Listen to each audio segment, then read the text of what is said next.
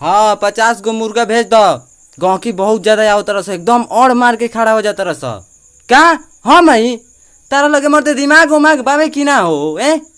बताओ हम दुकान छोड़ के तारा लगे आए ए। वही गड़िया पर लाद दो लिया के हेजी रोडवा पर रोक दिनू तो हम अपन माल उतरवा ले भेज। आ पैसा के तो तू टेंशन मत ल, पैसा तारा मिल जाई भेज।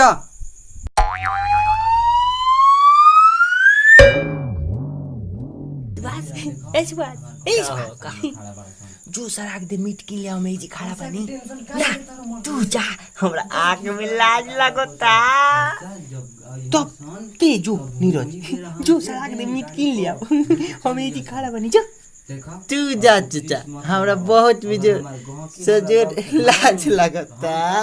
तोरा लगे कर पे बाबा न 2 रुपया बा दूर दे ले दे आ तोरा लगे कर पे बारी बताओ ना दी ये दे 1 रुपया बा दे दे और ये हमरा लगे वजह तनी मिला के किन के दिया बे तनी के जीरो है जा तनी पका के खाई ले है ना चाय मीट बनाओ जी हां या तनी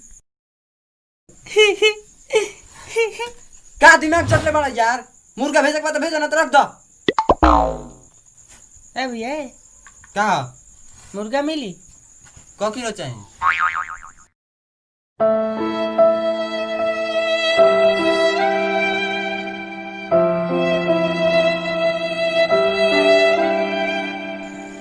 रे वो तो किलो के बात को होता रे जो ना जो कहो जो ए भैया 1 किलो चाहिए ना 1 किलो होने के क्या करन ढेर हो जाता है। तो अब तो आधा किलो जरूर लेबा। ना भैया उतना पैसा नहीं के 250 चाहिए। ना 250 का होई हमने के 250 ढेर हो जाएगा हमने के 250 चल भाग भाग यहाँ से भाग। ये करे आगे अब एको टोप मीट नहीं के चल भाग भाग 100 ग्राम नहीं के भाग भाग। रे तो भगाबो तेरी आ भाग बुरी तो वही ते खड़ा रहना वो अपने थी हमरे को भगाला न तो मुझे थेतर खानी खड़ा रहे नहीं वही ते थेतर खानी खड़ा रहो वो अपने दी आज मीट भात खाई जाई। भाग जाना तो साले देख लो मुर्गा एक वो अपने कम 1270 के गोल पीस बना के 200 रुपये किलो उड़ा दे।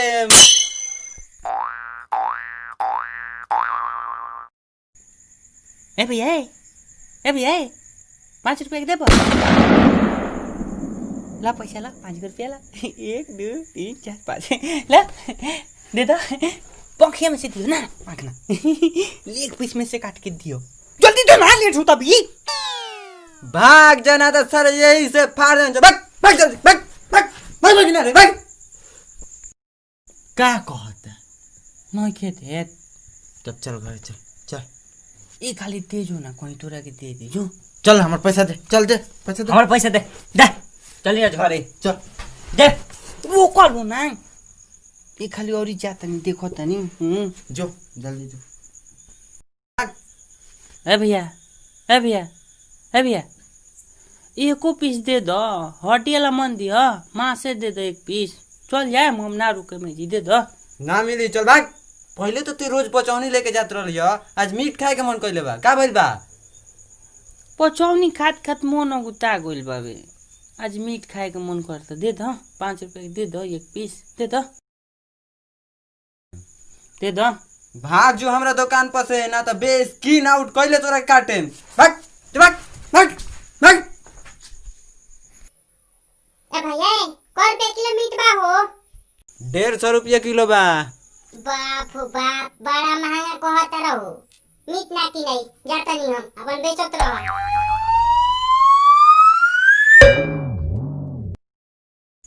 ओए होए टिकविल ओए होए होए होए होए होए टिकविल ओए होए होए होए टिकविल ओए होए होए होए टिकविल ओए होए होए होए है नहीं बे हाँ है ने ना मरब है नहीं आम ना मारे मां कहा जब ते जानत रहली कि हम तोरा के मारेम त का करेली अब की पारी भाग जो ना तो तोर जान मार देम चल भाग अरे अरे यार नीरज हो सुबह में होकारी कितना दिन के बाद भेटाइल बड़ा सी यार, इतना दिन से कहाँ रहो सरी? आ ये जा का करियल बड़ा सन? घूमे आइल बानी सर। आ तू का करत रा? अरे यार तोनी के तो जानता ही बड़ा सा कि स्कूल में पढ़े में हम टॉपर रहनी हो। तोनी के तो जानते बड़ा सा कि पिछला बेंच हमनी के बपौती रहला। आ जैसे पढ़ाई खत्म भइल हमार सरकारी नौकरी लाग गई। आ तोनी के जानते बड़ा सा सरकारी नौकरी के मजा ही कुछ अलग होला यार। हमारा हिसाब से तोनी के बेरोजगार बड़ा। ना ना ना ना मामा के नौकरी भइल बा। हाँ चाचा के नौकरी भइल है, दिन भर घूमे लो का? हाँ नौकरी पर घूमे जालन।